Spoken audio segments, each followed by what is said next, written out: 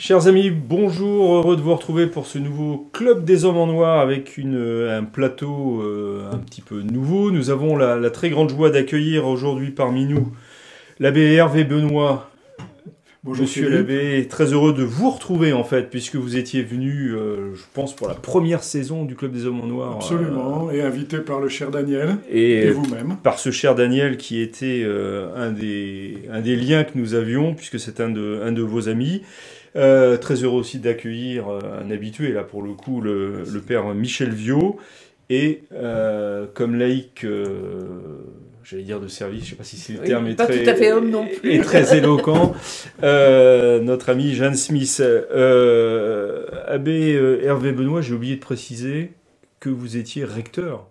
Ce qui n'est pas rien quand même, recteur d'un sanctuaire ou d'une basilique. Non pas rector potens verax Deus, mais recteur d'un petit sanctuaire marial dans le diocèse de Bourges qui s'appelle Notre-Dame des Enfants. Et dont j'allais dire la mission Alors la mission, c'est la bénédiction des enfants. Allez voir sur Internet, vous verrez, la Sainte Vierge bénit les enfants. Et mon vœu secret, c'est d'en faire un épicentre spirituel de la défense de la vie. Très bien. Et la prière pour la vie. Voilà, c'est un vœu secret qui ne l'est plus tellement, puisque vous venez de le dire. Non, mais on est entre nous. Voilà, on est entre nous et avec ceux qui nous regardent quand même. Mais bon, mais puisque vous parlez de l'enfance, malheureusement, nous allons d'une certaine façon aborder ce sujet, puisque l'actualité nous rappelle sans cesse et quasiment tous les jours que il y a des affaires d'inceste, de pédophilie ou d'autres abus sexuels qui ont lieu, qui sortent au grand jour, notamment par le biais de la presse. Chaque semaine, nous essayons de vous proposer un club des hommes en noir, mais vous savez aussi que l'Homme Nouveau, c'est d'abord un magazine qui paraît tous les 15 jours. Si vous voulez le découvrir, mieux le connaître, demandez 3 numéros gratuits à l'adresse qui s'affiche sur votre écran. Vous aurez de bonnes surprises. À bientôt. L'une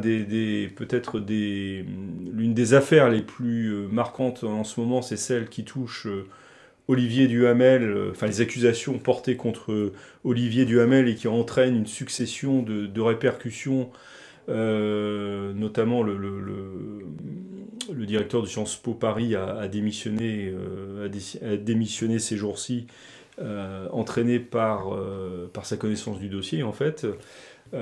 Sur cette affaire Olivier Duhamel, sur laquelle on ne va pas évidemment passer toute cette émission, vous avez un avis, quelque chose à dire, Père Michel Viau? Est-ce que vous l'avez connu, Olivier Duhamel? Enfin, il n'est pas mort d'ailleurs. Est-ce que vous le connaissez? De loin, de vue, parce que je l'ai croisé au siècle. Je n'ai pas honte de dire que j'ai fait partie du siècle jusqu'en 2014. On va avoir beaucoup de répercussions il y aura des répercussions. Ceux qui n'ont rien. Non, mais pour dire simplement une chose, c'est que le siècle était fondé par M. Bérard Kellin. Je ne vais pas vous faire l'histoire. Non, parce que là, c'était sur Olivier Duhamel que je voulais interroger. Non, mais attendez, non. Il était fondé par M. Bérard Kellin dans les années 45, qui était membre du Grand Orient de France, et on en a déduit que le siècle était une assemblée de francs-maçons. Or, il y a une toute petite minorité de maçons au siècle, jusqu'en 2014, j'ai pu le savoir, puisque moi-même, vous le savez, j'ai été maçon jusqu'en 2000. Bon, ça c'est un premier point. Et en ce qui concerne alors M. Olivier Duhamel, très précisément, s'il est vraiment, s'il s'avère qu'il est coupable, et en tout cas, il s'avère, en tout cas, ça c'est sûr, qu'il a été menacé que cette affaire serait divulguée dans un livre, la moindre prudence de sa part, lui qui est politologue, lui qui connaît le siècle, aurait été de ne jamais accepter d'être président du siècle.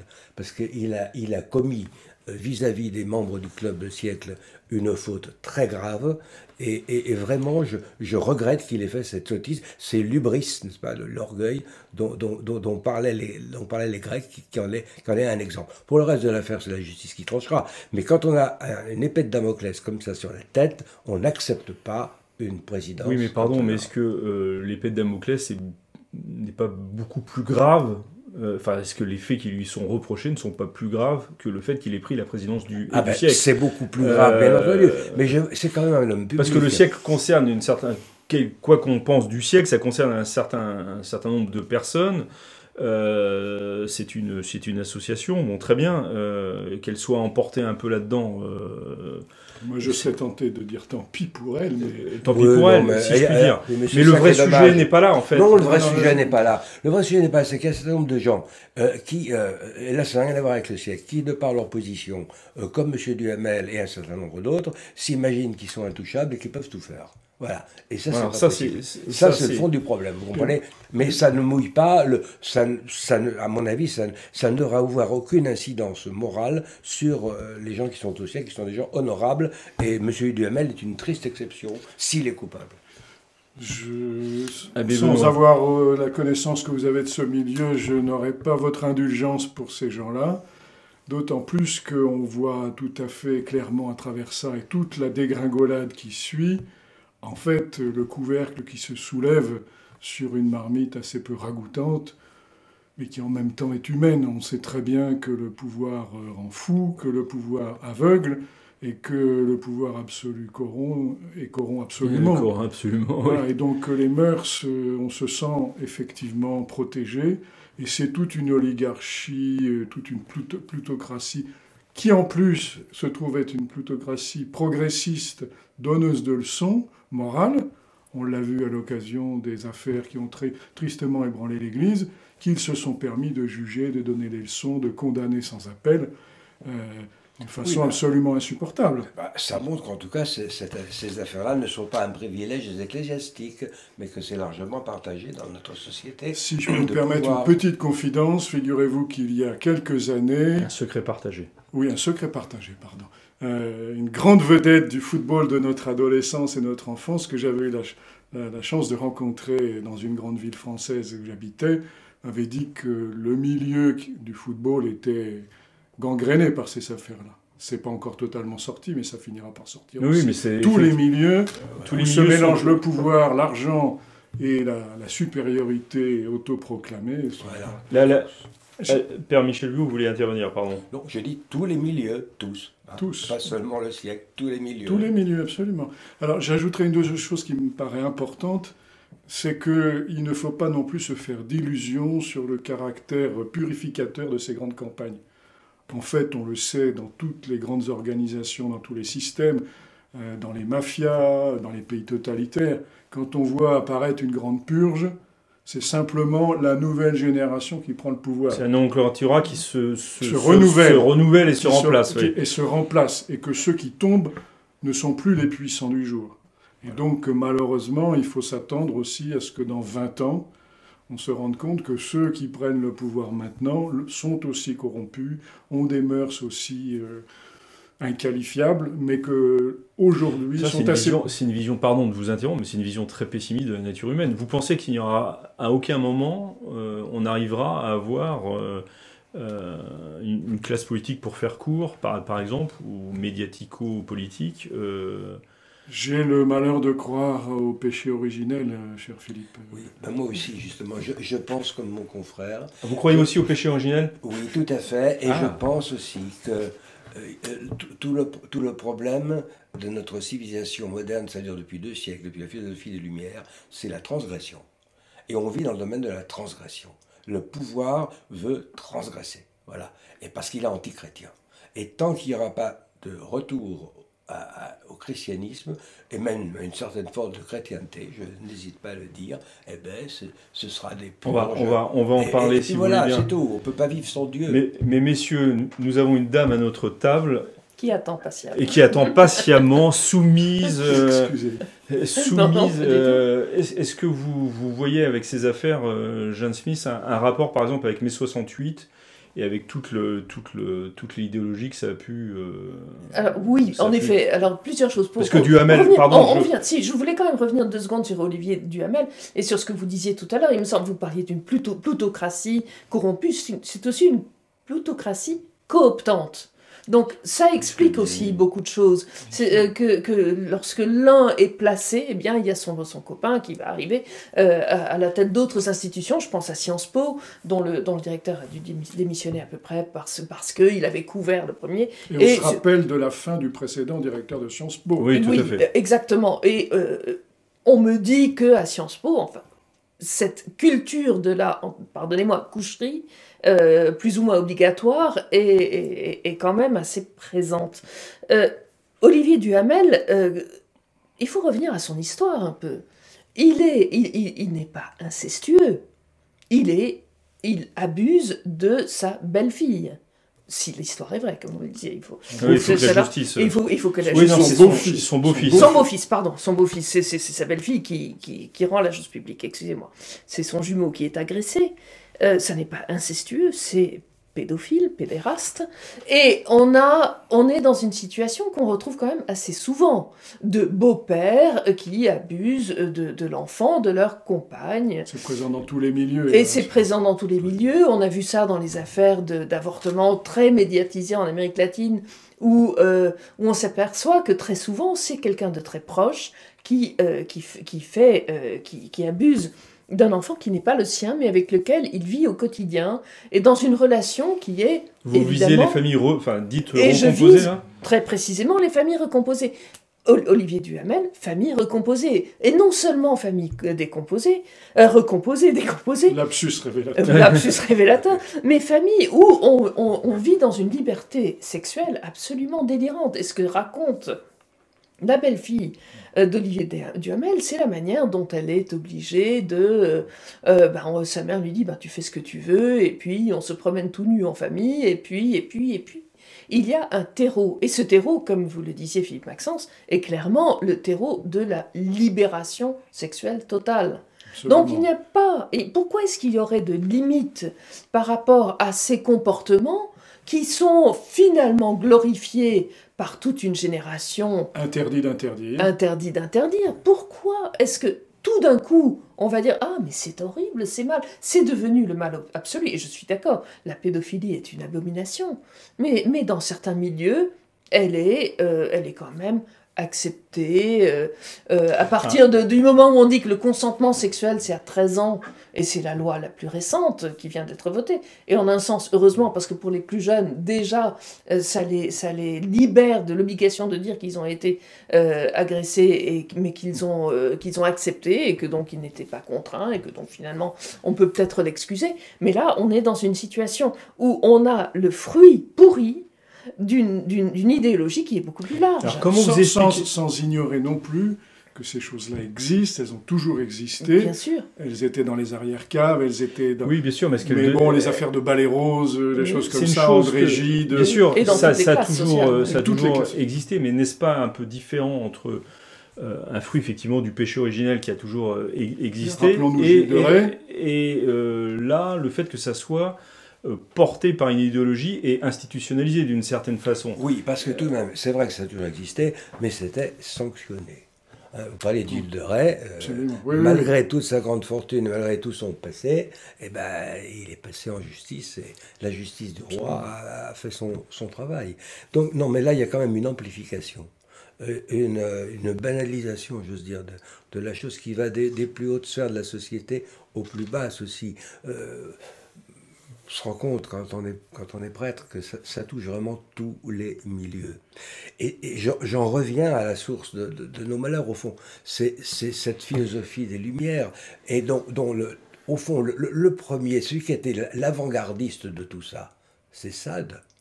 Sade qui faisait partie de la section d'épique, la même que Robespierre.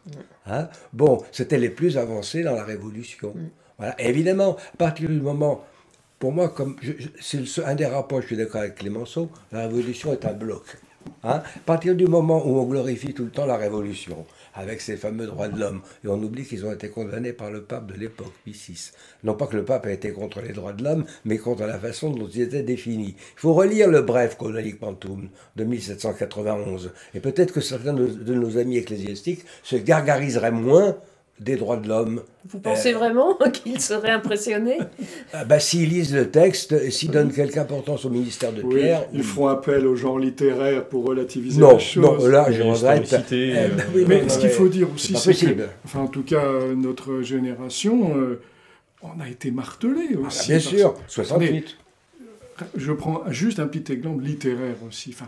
Moi, on me répète depuis que je suis adolescent et qu'on fait des cours de français, le moderne, de la littérature moderne, que Lolita est un des chefs-d'œuvre du XXe siècle. Oui. Lolita, c'est l'apologie de la... Alors, on va dire éphébophile, tout ce que vous voulez, mais enfin, la pente est savonneuse, et de toute façon, je veux dire... Elle conduit en enfer, oui. Elle conduit mais absolument. Mais c'est quelque chose d'insidieux, c'est permanent. Enfin, reprenez dans les archives tout ce qui concerne cette œuvre littéraire qui nous est présentée comme un chef-d'œuvre absolu. Et puisque vous parlez de littérature, j'ai une question qui me vient à l'esprit, c'est que pendant des années, années 70, 80, 90, Gabriel Maznev a exposé, a construit son œuvre littéraire sur l'exposition de ses turpitudes, on va dire, sexuelles. Il a été reçu plusieurs fois. D'autres, André Gide. Oui, non, mais pour parler de quelqu'un qui est encore vivant, il a été reçu à plusieurs reprises par Pivot dans Apostrophe, qui était la grande émission littéraire de la télévision française. Comment vous expliquez que tout d'un coup, il y a ce renversement qui en entraîne beaucoup d'autres. Donc, tout d'un coup, ce qui était bien hier, après mai 68, en 2021, 2020-2021, il y a ce renversement. Tout d'un coup, il y a cette espèce... C'est plus ancien, d'ailleurs. C'est passé déjà avec les campagnes MeToo. Oui, Balance ton porc. Est-ce que c'est ça, justement, le point qui fait basculer les choses? Je pense que c'est une affaire de consentement, essentiellement. C'est-à-dire qu'on peut tout faire. Et on vous prêche oui, non, mais qu'est-ce qui explique à l'école. Et qu'est-ce qui explique? C'est plus possible aujourd'hui, que ce soit dénoncé aujourd'hui. Deux choses. Je pense d'abord, c'est cette histoire de consentement. Tout est bien pourvu qu'on en ait envie. Mais donc, si on n'en a pas envie et qu'on vous l'impose, c'est qu'il y a quelque chose qui va mal. Il y a l'idéologie identitaire, pas identitaire, je fais une traduction mal à propos. Il y a l'idéologie du genre qui joue, c'est-à-dire qu'on peut aussi, on doit être respecté dans ce qu'on veut et de ce qu'on pense être. Et donc, on peut faire à peu près tout, mais on ne peut pas l'imposer aux enfants qui ne sont pas encore vraiment en âge de consentir. Et puis, il y a l'utilité politique de la chose pour balancer, comme vous le disiez, je pense, mon père, pour balancer une classe que l'on veut éliminer et remplacer par d'autres. L'Église, évidemment, cible idéale. On va en parler. Cible idéale, mais aussi, tel puissant qui doivent être remplacés par d'autres. Je pense qu'il y a quelque chose de très utilitariste et de manipulateur. Voilà. C'est cette espèce de retournement avec la concomitance d'un néo-puritanisme lié, enfin, complètement entremêlé avec une liberté des mœurs absolue. C'est effectivement un phénomène, je pense, assez complexe et difficile à analyser. Il y a aussi peut-être le paradoxe que l'enfant est devenu l'enfant roi, même si on le tue avant la naissance. Une fois qu'il devient l'enfant, il est devenu, puisqu'on a coupé la tête du roi, que le crime suprême, ce n'est plus le parricide, mais c'est devenu l'infanticide, sauf, encore une fois, malheureusement, l'avortement. L'enfant est devenu une idole, donc tout à coup... qu'on n'a plus le droit d'approcher. Et d'approcher, et même de réprimander avec une claque, c'est interdit maintenant. Voilà, Effectivement, ça va dans le même...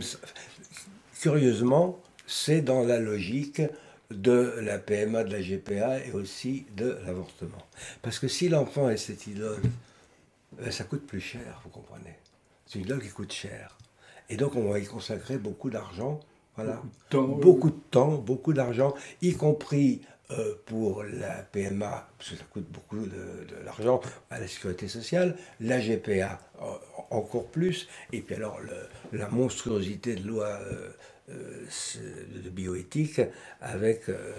oui, c'est du moment que je veux. Oui, du moment que je veux. Alors c'est pour justifier, si vous voulez, plus l'enfant est idolâtré et coûte cher, alors vous aurez donc aussi des droits à l'enfant qu'on pourra vous vendre très cher. Il y a un enchaînement. Bon, et je pense aussi, alors ça c'est tout à fait autre chose, que, vous savez, les battages médiatiques, en fait, qui tient les grands médias, c'est quand même quelques personnes. Bon. Une dizaine. Voilà, en gros. Bon. Dont certains sont Je sens, membres le du siècle. je sens le souffle du complotisme ici. Non, là. pas du complotisme. Non, je tiens à le penser personnellement. Dont certains sont membres Oui, du mais siècle, écoutez, d'ailleurs. ça distrait. Alors, ça on repart pas distrait. sur le siècle, s'il vous plaît. Non, bah oui, non. Surtout que ça Jeanne voudrait distrait. parler après. Ça distrait, non. Ça distrait les gens en ces périodes de Covid où ils s'ennuient, n'est-ce pas? Plutôt que d'entendre M. Salomon débiter le nombre de morts, et bien là maintenant c'est le nombre de pédophiles ou de saladiers. Voilà, c'est comme on leur passe des romans idiots à la télévision, et bien là on leur passe des trucs salaces. Et puis voilà. Et avec, au fond, ça distrait des vrais problèmes de la France qui sont catastrophiques et que évidemment ceux qui nous gouvernent ont intérêt à masquer. Alors, sur la place de l'enfant, Jeanne, peut-être? Oui, non, mon esprit divaguait. Je pensais à Chesterton qui parlait de ses vertus chrétiennes devenues folles. Lorsqu'on dénonce et qu'on condamne cette pédophilie, mal nommée d'ailleurs, pédérastie, on fait appel au sens du bien, réellement. C'est-à-dire que s'il y a une chose qui peut révolter la moyenne des braves gens, c'est bien l'idée d'abuser d'un enfant. Ça Oui, de la choque. personne innocente et De la faible. personne innocente et faible. Et ça choque d'autant plus de la part d'un prêtre, c'est comme ça, et c'est normal aussi. Mais comme beaucoup de choses aujourd'hui, pour installer une révolution, au lieu de matraquer une révolution bolchevique, on fait appel au sens du bien. Et on a la révolution du bien qui se fait en se servant des meilleurs sentiments pour aller dans la pire des directions. Et il me semble qu'avec la dénonciation de la pédophilie, bien sûr, de la pédérastie, très bien, et on comprend la souffrance des gens qui ont subi tout ça. Mais c'est aussi une manière de détourner l'attention, non seulement des choses qui vont mal, mais justement de cette liberté sexuelle absolue qui continue d'être demandée, revendiquée, enseignée, y compris dans des écoles catholiques. Et pratiqué. Et pratiquée. Et parce remboursé. que, et remboursé, parce qu'on est dans la société du désir. Le désir aussi, c'est un bien, quelque part. Et donc, à chaque fois, on fait appel à ce que les gens peuvent aimer, des choses auxquelles ils peuvent s'identifier. Le temps tourne, donc j'en viens quand même à un autre aspect de la problématique, c'est que il y aura certainement des bonnes voix, et je vais m'en faire l'écho tout de suite, pour nous dire, vous les catholiques, vous êtes gentils, mais commencez par balayer votre propre porte. C'est-à-dire que d'une part, les affaires de sexualité et d'abus sexuels, plus exactement, ont touché l'Église, touchent l'Église encore aujourd'hui. Et tous les ans, on apprend qu'il y a eu des cas d'abus sexuels et de manipulation. Et de manipulation, etc. Il y a un certain nombre d'événements que tout le monde a en tête, donc je ne m'attarderai pas dessus. Donc est-ce que nous sommes les mieux placés, nous catholiques, pour parler de cette chose-là ? Et est-ce que vous, prêtres, pardon de vous prendre directement à partie, vous êtes les mieux placés pour dénoncer ce qu'ont fait les autres dans ce domaine ? Comme je vous ai prêt à partie, c'est à vous de répondre. Non, non. On va le faire. On va le faire. Moi, je ne me sens pas du tout gêné parce que j'estime que l'Église a fait ce qu'elle devait faire dans ce domaine. Les dispositions ont été prises. Il y a quand même des sanctions très graves qui ont été prises. Et il me paraît difficile quand même de faire mieux. Nous nous étions intéressés, au temps où j'étais vicaire épiscopal à Blois, c'était un peu avant 2014, nous avons fait des comparaisons dans certains départements importants, je ne veux pas dire lesquels, justement des gens qui comparaissaient pour des abus sexuels, et vraiment la profession ecclésiastique était la plus minoritaire. Oui, mais comme disait Jeanne Smith, ça reste éminemment scandaleux qu'un prêtre... Éminemment scandaleux, mais on l'a monté en épingle, vous comprenez. Et quand je pense à l'affaire de Lyon, parce que c'est bon, et quand vous entendez presque en boucle à la télévision, tous les 3 jours, sur la même affaire, un petit quelque chose, un témoignage, etc., vous avez l'impression que tout Lyon est infecté de pédophiles. Alors voilà, là aussi, la presse s'en donnait à cœur joie. Ben maintenant, elle se constate, elle est bien obligée de constater, mais ça, nous l'avions fait à quelques-uns, mais sur des départements assez significatifs au point de vue nombre et au point de vue, disons, de l'appareil juridictionnel, que vraiment, il y avait oui, pardon mon père, mais est-ce que c'est pas un peu facile de dire... Moi, je ne me sens pas complexé, quoi, c'est tout. Je pense que la réponse doit être cherchée de manière plus large. Enfin, il faut prendre prendre du champ historique depuis 2000 ans, et même si on prend toute la tradition biblique, toute la tradition biblique, et puis la tradition chrétienne, a été d'une lucidité sur la grandeur de l'homme et sa faiblesse, sur la nature du péché. Tous les grands théologiens, les pères de l'Église, les grands théologiens du Moyen-Âge ont tous creusé, approfondi, tous les grands spirituels, les replis cachés, profonds, les tortuosités de l'âme et tout ce qu'il pouvait y avoir de mauvais pour en libérer l'homme. Donc, avoir balisé, on ne peut pas reprocher à l'Église d'avoir, sur le plan général et global, n'avoir pas repéré les difficultés, ne les avoir pas dénoncées. On lui a suffisamment reproché son moralisme, tout à fait. Sa rigidité morale, etc., pour ensuite venir lui faire le reproche inverse. Oui, justement, c'est la distorsion entre le comportement de certains, encore une fois de certains, des qualités, certes, mais... Ensuite sont arrivées les années 60, où il y a eu, à mon avis, deux choses différentes. Une qui me concerne un petit peu, c'est la disparition du droit canonique. D'accord, qui vous concerne comme canoniste, oui. Là, vous m'avez fait peur. Comme canoniste, voilà, où les instruments que l'Église avait mis en place dans sa sagesse pour faire le ménage devant sa porte ont été, dans le meilleur des cas, remisés, et dans le pire des cas, niés.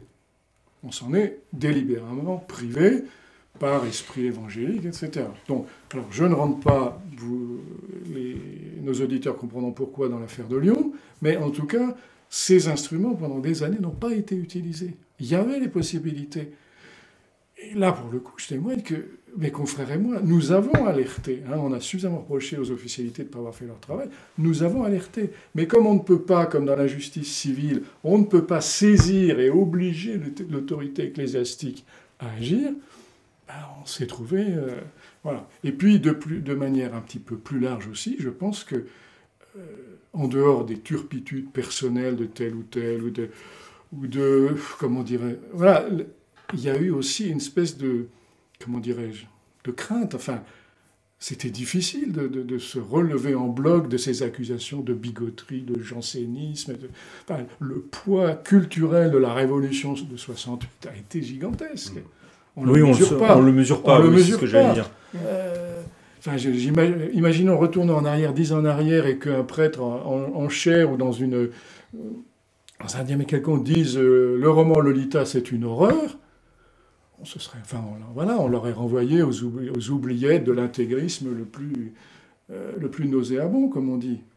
Il faut aussi comprendre... Donc voilà, il y a deux... Moi, j'insiste sur ces aspects-là, si vous voulez. Deux aspects. Une espèce de crainte révérentielle devant la modernité, devant la liberté, etc. Et puis, des instruments plus concrets, très basiques pour remettre de l'ordre dans l'Église et qui n'ont pas été utilisés. À telle enseigne que on a tous entendu les histoires de séminaristes à qui on demandait d'avoir des expériences de la vie, ou de regarder de la pornographie, etc. Évidemment, c'est pas le pire, mais j'imagine... C'est un climat. J'imagine que ce climat a dû jouer quand même sur la manière d'aborder les choses. Et il me semble aussi que quand l'Église se fait quotidiennement et toujours accusée de rigorisme, de moralisme, il y a eu aussi, ça c'est une expression de Jean Madiran, une pornographie chrétienne. Il était scandalisé par les nouvelles éducations sexuelles, etc., dont Benoît XVI, si je ne m'abuse, dans un document qu'il a écrit après sa démission, a dit que ça avait certainement joué très directement dans le climat et dans les abus qui avaient été commis par des prêtres. Est-ce que ça a joué ou est-ce que c'est simplement... Ou révélé, ça a été concomitant en tout cas. Oui, ça révèle bien le climat de l'époque. Oui, ça révèle le climat en tous les cas. Oui. On n'osait pas se poser. Il y avait une crainte terrible. de Oui, pas c'est des être à la questions. mode. Oui, c'est De pas au être moins- à la mode. de de pas pas- être- En tout cas, c'est des choses qu'on ne condamnait pas, surtout dont on ne parlait même pas. Oui. Et je dirais que Je vous cela laisse continue, compléter. puisque lors de la dernière réunion mondiale des familles, on sait bien que il y a eu un certain... Pardon, quelle réunion mondiale des familles En Irlande, organisée par l'Église catholique, en Irlande, il y a quelques années, je ne me rappelle plus exactement l'année, il a été question de documents qui présentaient allègrement des femmes s'embrassant. Il y a une espèce de soumission à l'ère du temps qui continue et qui continue aussi dans les écoles catholiques. Je me souviens à l'époque où nous avions fait, avec Réinformation TV, un reportage sur les lectures absolument immondes dans les classes du collège ou du lycée, des lectures dont les enfants ne sortaient pas indemnes, puisqu'il était question de viol, il était question d'inceste, avec des déclarations, des descriptions extrêmement précises. C'était au collège, ça. C'était au collège, et il y avait eu collège et lycée, et donc on avait fait cette enquête. Eh bien, les autorités diocésaines de Rennes, pour ne pas les nommer, avaient plutôt accusé les accusateurs qui n'arrivaient pas à comprendre l'intérêt que le prof pouvait trouver à ce genre de lecture. Et les parents et les enfants se sont retrouvés le bec dans l'eau devant un père qui leur donnait des pierres, finalement. Impossible d'obtenir la reconnaissance qu'il y a des choses qu'on ne doit pas étudier en classe à cet âge, à l'âge du collège, parce que ça laisse des traces et des dégâts. Bien sûr. Et ça, je pense que ça continue, malheureusement. Oui, alors là, je qualifierais ça plutôt d'espèce d'entraînement, si vous voulez, pour prendre une comparaison amusante. Un de mes professeurs de séminaire disait, dans un domaine voisin, que le dernier marxiste serait un vicaire breton. Alors, j'ai rien contre les Bretons, je suis breton d'origine, mais c'est pour dire, il y a une espèce de... par faiblesse, par médiocrité, par tout un tas de... Mais c'était pas seulement en Bretagne, hein, c'est dans Non, la non, France. non, mais- Regardez, Là, on sent la défense. Attendez, je suis pas bretonne, Mais je quand défends même. elle défend la Bretagne. La grande Moi, je ne petite, suis pas breton. Toutes les soyons Bretagnes. clairs. Toutes les Bretagnes. Oui. Mais non, ce que je veux dire, c'est qu'il y a dans l'Église catholique, par des effets, j'allais dire de simple médiocrité, de manque de... espèce de continuation qui fait qu'on a encore en notre sein des officines qui sont juste... qui ne savent pas que mai 68 est terminé, quoi. Mais plus largement, en fait, les catholiques seront les derniers modernes au sens philosophique du terme. Beaucoup d'entre eux. Mai 68 terminé, non. Mai 68, je pense, fleurit pleinement aujourd'hui. Justement, Pleinement, c'est trop. Non, si. Non, parce qu'il y a quand même toute une débattu, génération débattu. qui se lève pour dire... qui se dit postmoderne, voire post-postmoderne, enfin, à la pointe de l'intelligence, la vraie, enfin celle, pas les vieux crocodiles de nos universités, mais la pointe de la pensée. Mais 68 est terminé. Mais dans les faits... Oui, mais la rémanence... Dans les faits, c'est pas une rémanence, c'est c'est une culture qui est désormais installée et qu'on ne discute plus. Quand on a... c'est pas si vrai que ça. Quand on n'a plus de... Quand la morale catholique du mariage, finalement, est devenue une chose tellement ringarde que peut-être 2% des couples mariés l'observent. Oui, mais parce qu'on n'est plus dans un pays catholique. Mais justement, mai 68, ça a été un grand foisonnement, et puis sa culture est définitivement installée. Oui, mais là, quand vous n'avez plus de mariage, vous avez... Là, nous parlions de l'Église. Je suis d'accord. C'est pas la même chose. D'accord, mais je voulais dire que dans l'ensemble de la société, c'est une affaire qui, dans la très grande majorité, la proportion dominante, comme dirait Hilaire Belloc, qui se soucie de se marier. Vous avez raison. Mais pourquoi ? Parce que l'Église ne l'enseigne plus. Non, on ne peut pas dire ces choses-là. Non. Un retour. L'enseignement de Saint Jean-Paul II interdit de dire que l'Église ne l'enseigne plus. Est-ce que concrètement, dans les villages, je ne parle pas des paroisses privilégiées, écoutez, des venez écoles dans nos privilégiées. provinces d'abord, oui, chères justement. paroisses de campagne. Justement. On fait ce qu'on peut. Je suis sûr qu'il y a beaucoup de on fait ce qu'on peut, on fait avec les moyens qu'on a. On n'a pas les privilèges de ces chrétientés de l'Ouest parisien. C'est qu'on se remarie aussi, parce que moi j'ai connu une période... Quelle approche marxiste de la situation. Non, mais, écoutez, le dernier marxiste sera un curé de Bourges. Je l'ai vécu mai 68 dans la rue, et bon, et des deux côtés. Vous lanciez des pavés? Non, j'ai jamais Nous, lancé on le de pavés. faisait dans la cour de Moi, l'école. j'étais pas du tout pour la violence. Mais vous savez bien que j'ai changé de bord à ce moment-là. J'ai même écrit dans le livre qui a été publié chez vous. C'est vrai que j'étais de gauche jusqu'en 68, et 68 m'a vacciné sur ce que j'ai vu, parce que c'était horrible. Bon, mais il y a eu cette période qui a suivi où effectivement, là, vraiment, dans l'Église luthérienne, qui est une minorité dans la minorité, il y a eu des années sans mariage. Et j'en parlais au maire du 4e arrondissement, il me dit, mais rassurez-vous, si j'ose dire, à la mairie, c'est pareil. Les gens ne se marient plus. Maintenant, il y a un retour quand même au mariage. Et j'ai bien vu en les province... statistiques sont quand même très descendantes Oui. par rapport au Pax, qui est très remontant. Peut-être, mais écoutez, d'accord, mais il y a quand même eu un retour au mariage. Entre rien du tout et un retour, c'est quand même quelque chose. Et nous avons des occasions, moi je l'ai fait en province, puisque j'étais sur Blois, d'avoir des équipes de préparation de mariage où quand même on enseigne ce que l'Église enseigne. Et ce qui... Mais il me semble peut-être quand même les que c'est échos sont l'exception. assez similaires là-dessus. Si vous quand même. voulez, en tout cas, Mais on n'est pas assez exigeant, ça, le je suis bien poids, d'accord, on le n'est pas poids assez de la exigeant. société française est clairement post-chrétien. Voilà, Mais c'est on ne sûr. peut pas demander à des non-chrétiens de se comporter en chrétiens. Moi, je regarde les jeunes des campagnes bretonnes. Vous allez me dire que c'est breton. Mais il me semble que ça n'est pas totalement... ce ne sont pas des martiens en France. Les jeunes, un, ne se marient pas. Deux, ils sont presque tous passés par des écoles chrétiennes. Oui, mais justement, la Bretagne, c'est ça qui est intéressant. Moi, je l'ai Mais- connu, j'avais 18 ans, c'était très chrétien, très pratiquant, et c'est un des endroits les plus déchristianisés. Qui s'est effondré. Qui Et s'est effondré, mais alors d'un seul coup. Et qui s'est Par rapport effondré à à la d'autres. manière dont s'est effondré le Québec catholique, dont Voilà, se sont effondrés les Pays-Bas. Alors moi, en tant que néerlandaise, je peux vous en parler. Mais oui, non, mais Mais c'est pour dire que... Là, Il y a c'est une terrible. petite refloraison de gens qui ont envie, en effet, de vivre comme... Mais ces de chrétientés se vivre en sont catho. effondrés, et mais c'est un Oui, mais débat dans qui doit pas être l'ensemble. celui Mais le d'aujourd'hui. gauchisme catholique est justement venu de votre pays. Exact, Voilà. exact. Alors que c'était le pays, quand même, Ouais. avec Le plus le sud des catholique du Pays-Bas, monde. avec la Flandre, donnait 30% des missionnaires du monde. Bien C'est sûr. mieux que les tulipes. Ah oui, hein, parce qu'il y c'était, avait la concurrence extraordinaire. protestante. Mais Et quand il y a eu, ça fait de cons- l'émulation. Constatez aussi que ces chrétientés exemplaires, solides, donnés en exemple à l'Église universelle, se sont effondrés en 10 ans. Alors ma maman qui est née, alors je suis la mais petite jeune dernière d'une Oui, mais pourquoi elle d'une s'est jeune effondrée dernière. Ah, mais ça, Ma mère c'est un était immense donc débat qui est oui, pas ma clos, mère hein. est née en Même 1923, si c'est 22, et elle allait à l'école comme tout le monde. Et elle me racontait que les curés leur disaient aux enfants vous devez bien vivre. Si un protestant vous pose des questions, surtout ne cherchez pas à comprendre, surtout ne cherchez pas à répondre, envoyez-le au curé. Et il y avait ce cléricalisme de très mauvais aloi qui faisait que la Toujours de mauvaise population loi, le cléricalisme.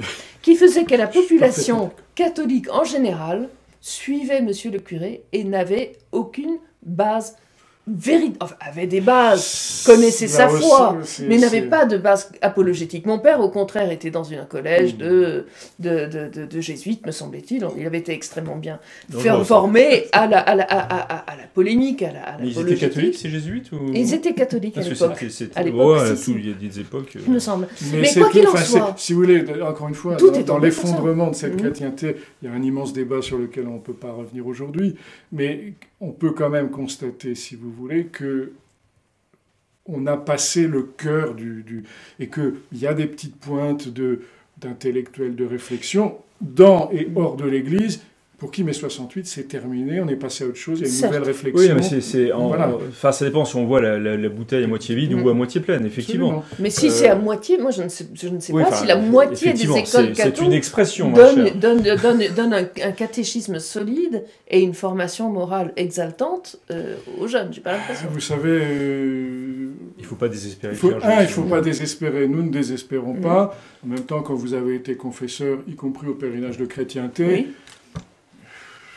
voilà, vous... Ça touche tous les milieux. Ça ce que touche disait- tous on les est en milieux. lien, mais Tous tous les les milieux milieux. sont, enfin, tous les êtres humains Tous sont les Mais des êtres c'est ce que humains. j'essayais de dire, Voilà, c'est c'est que que c'est- l'esprit de mai 68, même si on ne lance plus de Oui, pavés, oui. est quand même très profondément ancré à Mais en même bon temps, gré mal gré. Oui, oui, vous avez raison. Non, non, Mm. vous avez raison. C'est la réalité quotidienne. Mais là où on peut avoir quelque chose un peu d'espérance, c'est de voir que les plus jeunes, enfin, en particulier des intellectuels nés de la Manif pour tous, etc., plus dans les pays anglo-saxons, des penseurs, ils sont sortis de tout ça déjà. C'est vrai, c'est vrai. Vous parlez de confession, moi j'entends beaucoup dire de la part de prêtres, sans qu'ils ne dévoilent pas le secret de confession, bien évidemment, mais puisqu'il là ils s'expriment en termes de généralité, c'est qu'ils notent, et là aussi dans tous les milieux, de ceux qui vont se confesser, donc c'est quand même...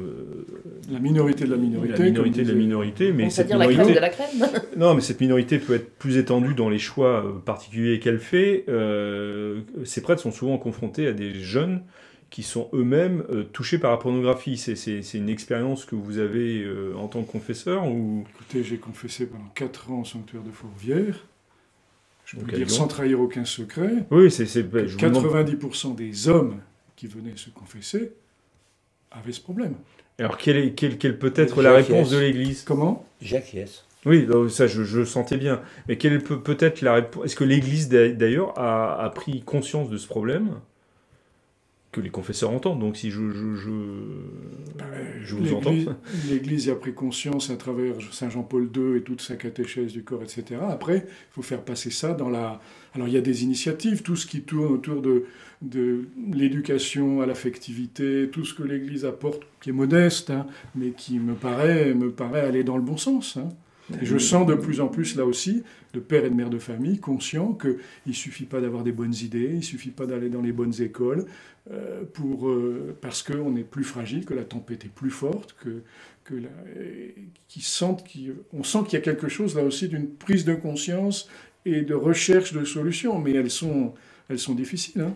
Oui, et il faut aussi qu'on sache que sur le plan de l'autorité ecclésiastique, il y a quand même tout à fait conscience qu'il y a un problème avec les écoles catholiques, et que notamment les écoles sous contrat. Et c'est pour ça que ça m'inquiète pour l'avenir concernant les libertés, avec ces fameuses lois pour conforter la République ou je ne sais quoi. Enfin, c'est toujours arrangé avec une sauce très particulière. Il soit plus possible d'abord que l'État augmente sa surveillance sur les écoles sans respecter leur caractère propre, d'une part, et que d'autre part, il refuse l'agrément des écoles hors contrat. Et je crains qu'il faille en revenir à des écoles hors contrat, parce que... Et ce sont les écoles hors contrat qui sont visées, justement. Voilà, qui sont visées, et parce qu'il y a toute une jeunesse en perdition, et l'Église en est parfaitement consciente, mais c'est là, à l'école... C'est à l'école qu'il faut reprendre. Et on ne peut plus faire confiance, malheureusement, à l'école de la République tant qu'on y laisse traîner des erreurs comme le gender ou autre chose de ce genre qui sont gravissimes. Est-ce qu'on peut faire confiance aux écoles catholiques Alors, pas à toutes, à l'heure actuelle, je vous dis honnêtement. Pas une majorité. En tant que parent, je peux vous assurer que... Non, mais je l'avoue. C'est pour ça que c'est la majorité ça pose un problème aux évêques, et ça pose aussi un problème d'argent, parce que... Mais vous savez bien que la reconstruction est toujours plus difficile. Bien sûr, mais ça on est bien d'accord. Hein. Mais ce qu'on aimerait entendre, là je parle en tant que laïc, c'est que nos hiérarques soient vraiment conscients du problème. Ah bah, Quand je vous entends, je le sens, je suis pas sûr que malgré tout, pardon de mettre un peu, non pas votre parole en doute, mais je suis pas convaincu que je ne préfère pas me laisser aller sur ce sujet. Non, puisqu'on va de toute façon, il va falloir dépasser ma pensée. Juste un mot là-dessus. Écoutez, nous le verrons sur la prise de position concernant les lois de 1901 à 1905. Tout est là. Écoutez mon père, moi j'ai pris nous verrons comment ce que fera publiquement, pas à partie, mais j'ai demandé à un évêque de réagir face aux menaces contre les écoles hors contrat. Il avait mis un message Twitter où il avait l'air de s'en inquiéter. Je lui ai dit très bien, quand est-ce qu'en tant qu'évêque vous allez réagir publiquement là-dessus? Il m'a dit quand la conférence épiscopale se prononcera. Alors si vous voulez, s'il faut attendre que la guerre soit terminée pour avoir des réactions, et si on s'en remet à des bureaux mais je pense que contre le rôle en fait de l'évêque, qui c'est tout l'évêque. Avec tout le respect que je lui dois, il a commis une petite erreur. Mais bien sûr qu'il a commis une petite erreur. Ce n'est pas la conférence épiscopale. Mais on est bien d'accord, mon père. C'est l'instance de Matignon qui doit se prononcer là-dessus. Non, c'est parce pas, qu'elle pas en tant que catholique. Elle règle les questions de l'Église catholique avec la République Moi, française. ce que je demande, c'est que les évêques épiscopale soient à la tête Pour l'instant, ils ne sont pas à la tête. Quand ils sont derrière, c'est déjà pas mal. Et souvent, ils n'y sont même Eh pas. bien, il faut que ça passe par la conférence de Matignon. Voilà, c'est tout. Bien, et le temps a passé. On n'a pas du tout abordé l'immensité du sujet qu'on s'était donné, mais ça nous donnera une occasion certainement d'y revenir, et notamment sur la réponse de l'Église proprement dite, sur tous les problèmes liés à la sexualité, et pas simplement aux questions d'abus sexuels qui ont occupé une grande partie de notre émission. Je vous remercie en tous les cas Merci à vous. de votre rapport, de vos lumières. Nous nous retrouvons pour un nouveau Club des Hommes en Noir la semaine prochaine, et d'ici là, que Dieu vous garde.